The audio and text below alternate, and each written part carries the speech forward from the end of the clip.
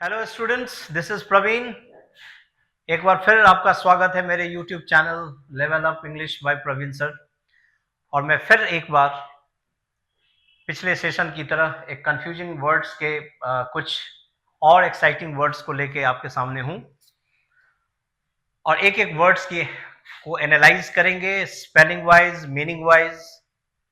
चलिए तो शुरू करते हैं। और ये पहला पेयर है वर्ड्स का, वो देखिए आप। ह्यूमन एंड ह्यूमन, एक की स्पेलिंग HUMAN और दूसरे की स्पेलिंग HUMANE। इसका मतलब है pertaining to man. Pertaining to man, pertaining means associated to, उनसे संबंधित होना, मैन से संबंधित होना, आदमी से संबंधित होना। पर्टेनिंग मतलब संबंधित होना, right. He is after all a human being. आखिरकार, आफ्टर ऑल मीन्स आखिरकार, वह एक ह्यूमन बीइंग है। तो ह्यूमन कहने से ही पता चलता है कि ये क्या है, मैन से रिलेटेड है, राइट। पर्टेनिंग, पर्टेनिंग भी इट्स वेरी गुड वर्ड। ये भी एक बहुत अच्छा वर्ड है जिसका मतलब होता है उनसे संबंधित, राइट। और एक आ गया ह्यूमन, दैट मीन्स इसका मतलब है दयालु, काइंड, बेनिवोलेंट। बेनिवोलेंट मतलब जो दूसरों की मदद करते हैं, बहुत ही दयावान है, ठीक है। तो सिर्फ ई लगने से इसकी कितनी मीनिंग चेंज हो गई, राइट। तो he treated his servants in a human manner. वह अपने नौकरों को कैसे ट्रीट करता है, एक बहुत ही अच्छे ढंग से, बहुत ही दयापूर्वक, बहुत ही कृपापूर्वक, राइट, बहुत ही शालीनता के साथ वो पेश आता है। तो यही है दोनों में फर्क। क्लियर हो गया। तो एक की स्पेलिंग क्या देखी आपने, HUMAN, और एक की स्पेलिंग क्या है, HUMANE। तो एक का मतलब है related to man, pertaining to man, और MANE लग गया तो उसकी मीनिंग क्या हो गई, काइंड, बेनिवोलेंट, राइट। चलिए नेक्स्ट स्लाइड की ओर बढ़ते हैं हम लोग। ये भी बहुत ही इंपॉर्टेंट वर्ड है, honorary and honourable.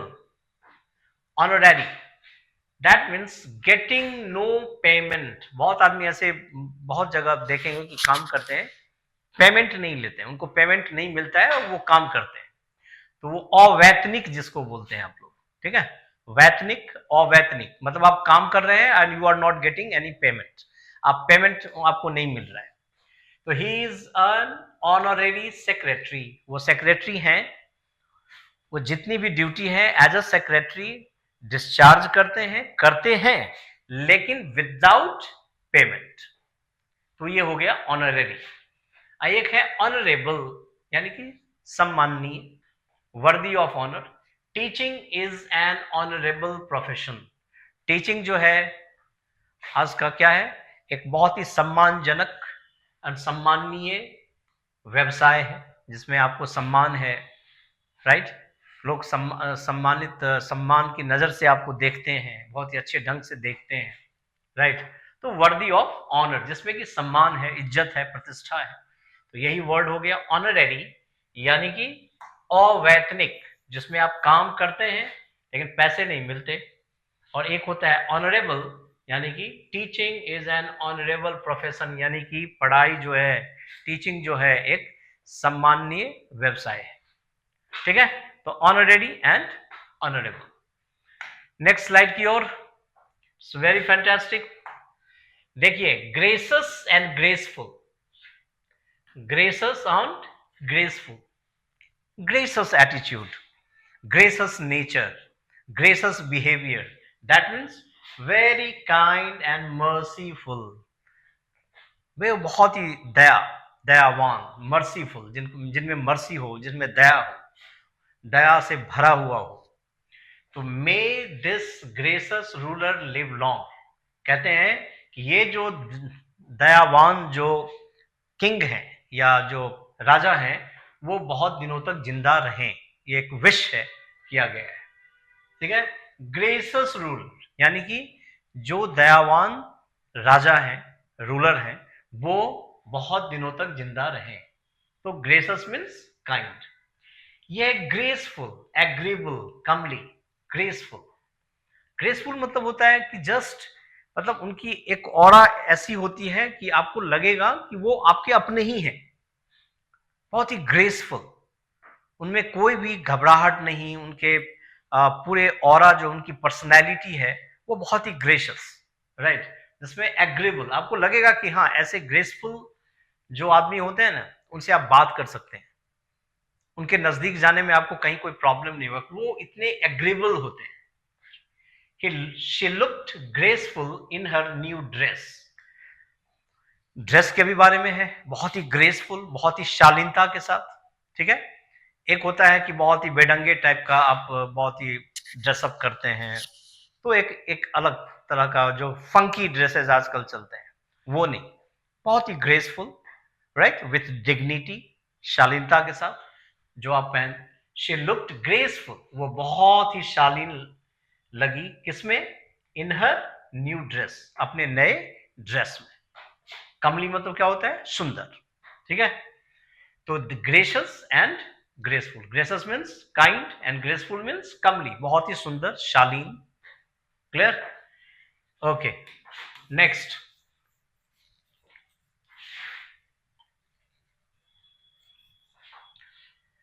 Next slide की ओर हम लोग बढ़े। गॉडली एंड गॉड लाइक, ये बहुत ही कहीं कहीं कुछ बच्चे बहुत ही कंफ्यूज करते हैं। Godly and God like, godly मतलब होता है पवित्र, पायस, PIOUS, जिसको होली बोलते हैं आप, पवित्र बोलते हैं।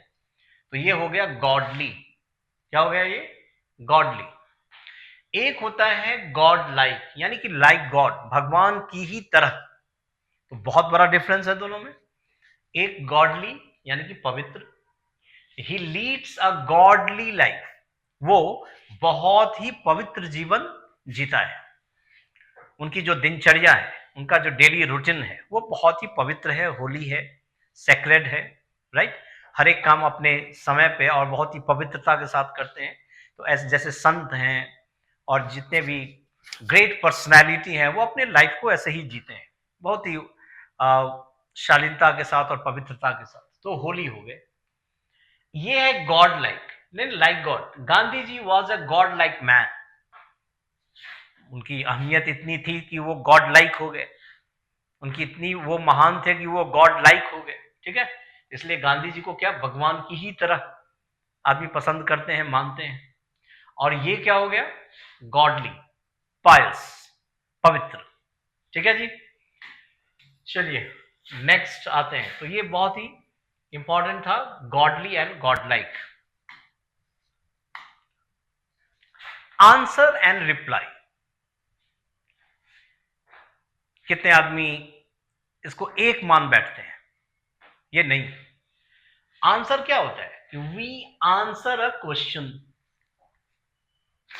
किसी क्वेश्चन का आप उत्तर जब देते हैं तो वो हो गया आंसर देना। He answered me, he answered my question, he answered my question in a careless manner. उन्होंने मेरे सवालों का जवाब बहुत ही केयरलेस तरीके से दिया, right. He answered my question, I answered his question, ऐसे ही बोलते हैं। जब हम किसी प्रश्न का उत्तर देते हैं तो वो हो गया आंसर। रिप्लाई क्या होता है? हम जवाब किसका देते हैं? यदि आपने मुझ पे कोई चार्ज लगाया या मेरी बातों पे आपने कोई ऑब्जेक्शन किया, या लेटर का रिप्लाई दे सकते हैं हम। आपने कुछ ऑब्जेक्शन रेज किया, राइट, कुछ मुझ पे सवाल उठाए, उसका हम जवाब देते हैं। कोई आपने मुझ पे चार्ज लगाया, एक्यूज किया मुझे, जो नहीं आपने ये गलत काम किया है, उसका जवाब देते हैं। इन सभी का, चार्ज का, ऑब्जेक्शन का, लेटर का हम लोग आंसर नहीं देते, क्या देते? रिप्लाई देते हैं। इसलिए he said nothing in reply to my objection, मेरे ऑब्जेक्शन पे उसने कोई रिप्लाई नहीं दिया। तो आंसर किसी क्वेश्चन का होता है, आपने क्वेश्चन पूछा, मैंने आंसर किया। और रिप्लाई मैं किसका दूंगा? लेटर का, किसी ऑब्जेक्शन का, जो आपने ऑब्जेक्शन मुझ पे किया, या कोई आपने मुझ पे तोहमत लगाई, चार्ज लगाया, तो उसका मुझे ये हक बनता है कि मैं आपको उसका रिप्लाई दूं, आंसर नहीं दूं। दैट इज द डिफरेंस, ये फर्क है। क्लियर हुआ? चलिए नेक्स्ट,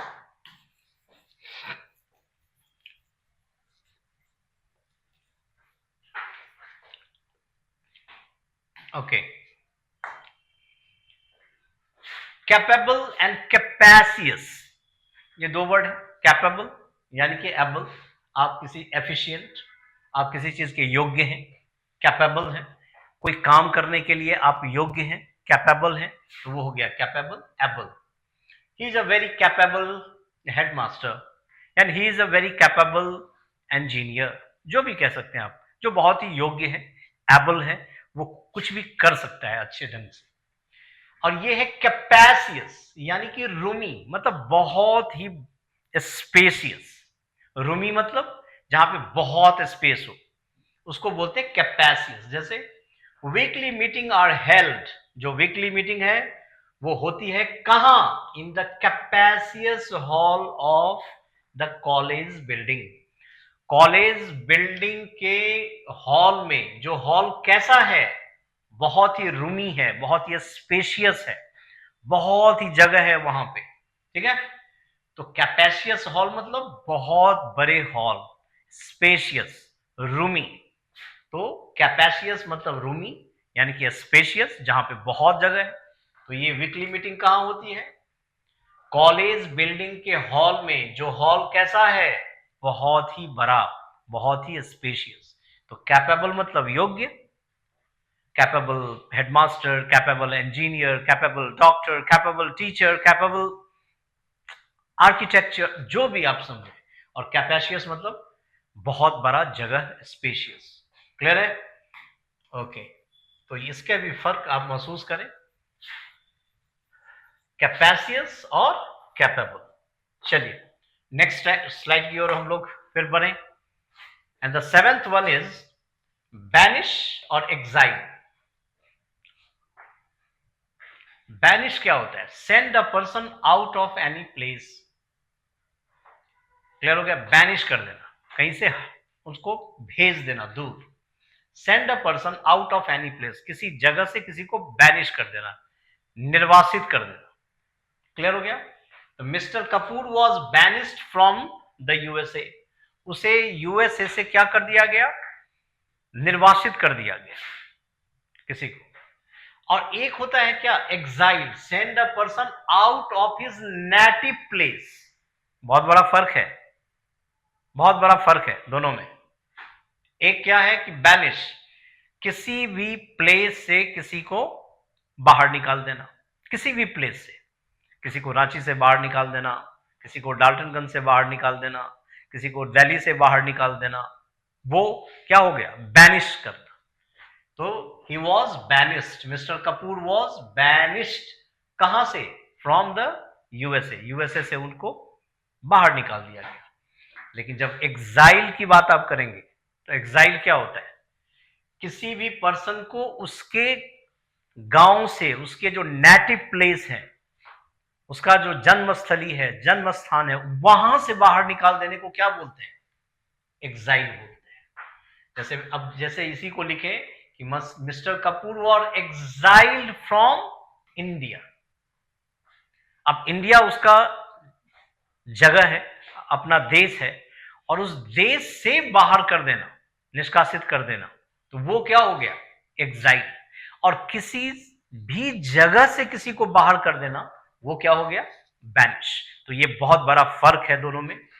एग्जाइल में क्या देखेंगे कि उसके घर से, उसके जो नेटिव प्लेस से बाहर निकाल देना, उसके जन्म स्थान से बाहर निकाल देना। इंडिया जैसे मेरा नेटिव कंट्री है, और यहां से मुझे यदि निकाल दिया, तो क्या हो गया? वो एग्जाइल। और किसी भी प्लेस से किसी को बाहर निकाल देना, तो वो क्या हो गया? बैनिश। तो ये बहुत बड़ा फर्क है। इस फर्क को आप महसूस कीजिए और अपने माइंड में रखिए, राइट। उसको बार बार देखिए, यूज कीजिए, तो ऐसे में इन सभी वर्ड को अपना बनाया जा सकता है। Is it clear to all of you? चलिए नेक्स्ट स्लाइड की ओर बढ़ते हैं। Considerable and considerate. Considerable that means बहुत ही बड़ा, कंसिडरेबल मतलब बहुत बड़ा, big, large, big. A considerable sum of money has been set aside for the marriage of Meena. एक बहुत बड़ा अमाउंट पैसे का अलग रख दिया गया, सेट असाइड मतलब अलग रख दिया गया, किसके लिए? मीना की शादी के लिए। तो considerable resources, considerable amount of money, considerable जहां पे लग जाए, कंसिडरेबल रिसोर्सेज संसाधन की बहुतायतता, बहुत ज्यादा, तो जहां भी कंसिडरेबल यूज करेंगे तो उसका मीनिंग क्या आएगा? Large, big. तो क्या होता है? Considerable sum of money has been set aside, ये बहुत ही अच्छा एक फ्रेजल वर्ब है, राइट? इसका मतलब होता है अलग करके रख देना। तो बहुत बड़ा एक मनी, बहुत बड़े कंसिडरेबल मनी जो है, बहुत ज्यादा अमाउंट में जो मनी है अलग रख दिया गया है मीना की शादी के लिए। अब आइए, ये है कंसिडरेट। इसका मतलब है किसी के दूसरे के फीलिंग को माइंड करना, सीरियसली लेना, mindful of the feelings of others, दूसरे के फीलिंग को महसूस करना, दूसरे के फीलिंग के प्रति एक बहुत ही वॉचफुल होना, क्लियर, दर्द को समझना, फीलिंग्स को समझना। तो वो ऐसे आदमी क्या होते हैं? कंसिडरेट होते हैं।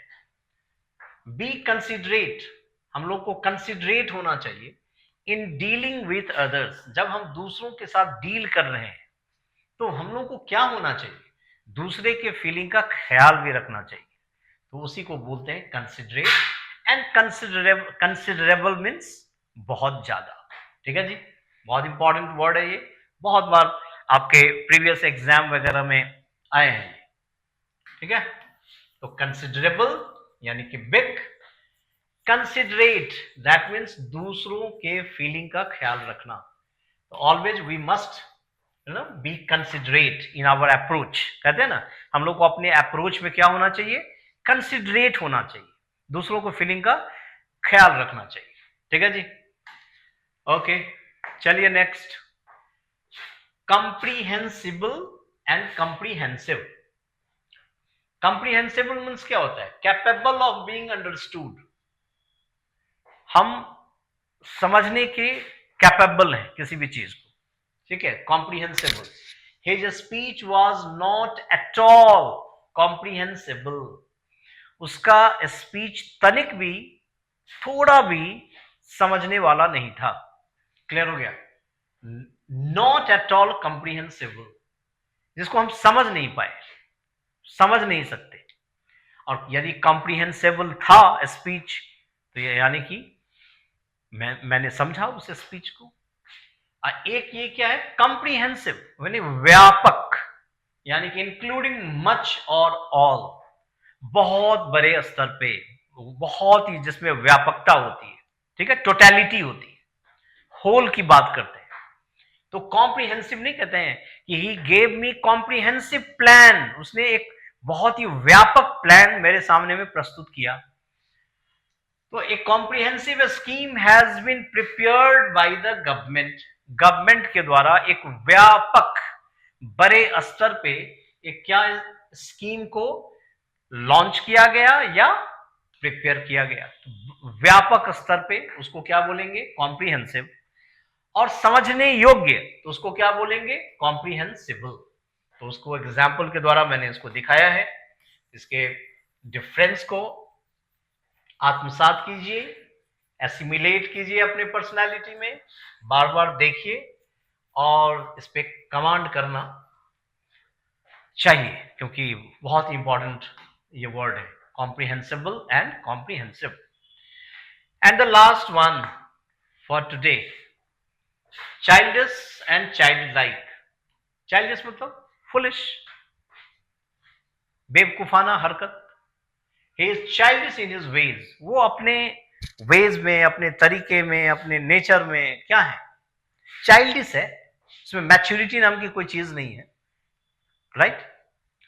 एक होता है child like, like a child, बच्चे की तरह। ये कोई भी हो सकते हैं, मैं भी हो सकता हूं, आप भी हो सकती है, कोई भी मैच्योर्ड आदमी भी चाइल्ड लाइक हो सकता है। नहीं कहते हैं कि चाइल्ड लाइक इनोसेंसी, उसमें एक बच्चे की तरह उनकी भावना अभी भी है। तो चाइल्ड लाइक इनोसेंट कहिए उसको, बहुत ही सिंपल है। तो जिसकी पर्सनालिटी बहुत ही सिंपल है, बहुत ही वो निर्दोष है, इनोसेंट है, लाइक अ चाइल्ड, तो ये क्या हो गया? Child like. Everyone likes his childlike simplicity.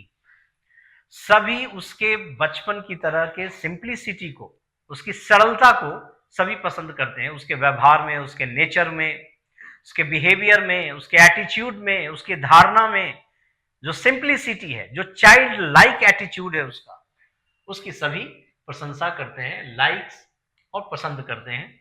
और चाइल्डिश तो हो गया, he is childish in his veg, वो बहुत ही फुलिश है, बेवकूफाना हरकत करने वाले को चाइल्डिश कहते हैं। Childish, the way you behave it's childish, जिस ढंग से आपने बिहेव किया वो बहुत ही चाइल्डिश है, फुल ऑफ फुलिशनेस। ठीक है, तो आज के सेशन को हम लोग यहीं रैप अप करते हैं और आशा करते हैं कि फिर आने वाले नेक्स्ट पार्ट में हम लोग एक बार फिर इस कंफ्यूजिंग वर्ड्स को लेके सामने आएंगे। ये 5 पार्ट का एक सीरीज था। नेक्स्ट उसके बाद हम लोग जब 5th ये कंफ्यूजिंग वर्ड्स हम लोगों का 5 पार्ट्स क्लियर होगा, तो उसके बाद हम लोग फिर ईडियम्स एंड फ्रेज को लेके मैं आपके सामने में जो बहुत ही प्रैक्टिकल जो आजकल के एग्जाम में पूछे जाते हैं, जो बार बार रिपीट होने वाले इडियम्स एंड फ्रेजेस को लेके भी हम लोग, मैं आपके सामने में उपस्थित होऊंगा। ठीक है, and for listening to me, thank you very much, thanks all to.